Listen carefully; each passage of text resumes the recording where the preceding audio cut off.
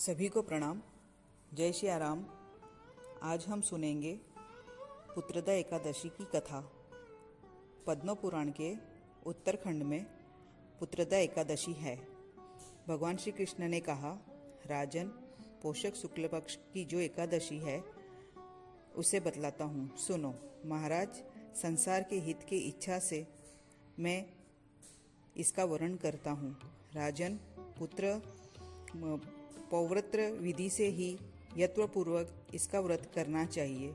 इसका नाम पुत्रदा है।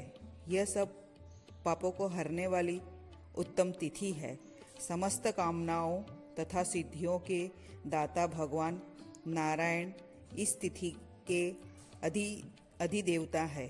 चराचर प्राणियों सहित समस्त त्रिलोक में इससे बढ़कर दूसरी कोई तिथि नहीं है। पूर्व काल की बात है, भद्रावतीपुरी में राजा सुकेतुमान राज्य करते थे। उनकी रानी का नाम चंपा था। राजा को बहुत समय तक कोई वंशधर पुत्र नहीं प्राप्त हुआ, इसलिए दोनों पति पत्नी सदा चिंता और शोक में डूबे रहते थे। राजा के पितर उनके दिए हुए जल को शोकशतवास से गर्म करके पीते थे। राजा के बाद और कोई ऐसा नहीं दिखाई देता जो हम लोग को तर्पण करेगा। यह सोच सोच कर पितर दुखी रहते थे। एक दिन राजा घोड़े पर सवार हो गहन वन में चले गए। पुरोहित आदि किसी को भी इस बात का पता न था। रुख और पक्षियों से सेवित उस संघन कानन में राजा भ्रमण करने लगे। मार्ग में कहीं शियार की बोली सुनाई पड़ती थी तो कहीं उल्लू की। जहाँ तहाँ रीछ और मृग दृष्टिगोचर हो रहे थे। इस प्रकार घूम घूम कर राजा वन की शोभा देख रहे थे। इतने में दोपहर हो गई। राजा को भूख और प्यास सताने लगी। वे जल की खोज में इधर उधर दौड़ने लगे। किसी पुण्य के प्रभाव से उन्हें एक उत्तम सरोवर दिखाई दिया, जिसके समीप मुनियों के बहुत से आश्रम थे। सौभाग्यशाली नरेश ने उस आश्रमों की ओर देखा। उस समय शुभ की सूचना देने वाले शकुन होने लगे।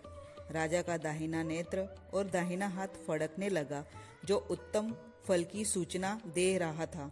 सरोवर के तट पर बहुत से मुनि वेद पाठ कर रहे थे। उन्हें देखकर राजा को बड़ा हर्ष हुआ।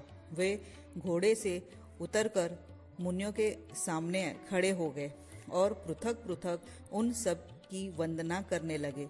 वे मुनि उत्तम व्रत का पालन करने वाले थे। जब राजा ने हाथ जोड़कर बारंबार दंडवत किया, तब मुनि बोले, राजन, हम लोग तुम पर प्रसन्न है। राजा बोले, आप लोग कौन है? आपका नाम क्या है तथा आप लोग किस लिए यहाँ एकत्रित हुए हैं? यह सब सच सच बताइए। मुनि बोले, राजन, हम लोग विश्वविदेव है, यहाँ स्नान के लिए आए हैं।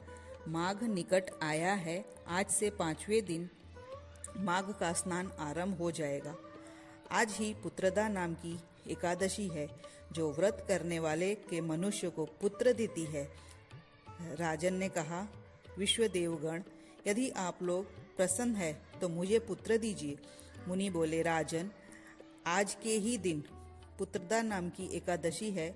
इसका व्रत बहुत विख्यात है। तुम आज ही उत्तम व्रत का पालन करो। महाराज, भगवान केशव के प्रसाद से तुम्हें अवश्य पुत्र प्राप्त होगा। भगवान श्री कृष्ण कहते हैं, युधिष्ठिर, इस प्रकार उन मुनियों के कहने से राजा ने उत्तम व्रत का पालन किया। महर्षि के उपदेश के अनुसार विधि पूर्वक पुत्रदा एकादशी का अनुष्ठान किया। फिर द्वादशी को पारणा करके मुनियों के चरणों में बारंबार मस्तक झुकाकर राजा अपने घर आए। तदंतर रानी ने गर्भ धारण किया। प्रसव काल आने पर पुण्य कर्म राजा को तेजस्वी पुत्र प्राप्त हुआ, जिसने अपने गुणों को पिताओं के संतुष्ट कर दिया वो प्रजाओं का पालन करते हुए, इसलिए राजन, पुत्रदा का उत्तम व्रत अवश्य करना चाहिए। मैंने लोगों के हित के लिए तुम्हारे सामने इसका वर्णन किया है। जो मनुष्य एकाग्रचित चित्त होकर पुत्रदा का व्रत करते हैं, वो इस लोक में पुत्र पाकर मृत्यु के पश्चात स्वर्गगामी होते हैं।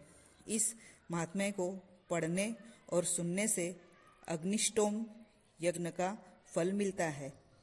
यह थी पुत्रदा एकादशी की कथा।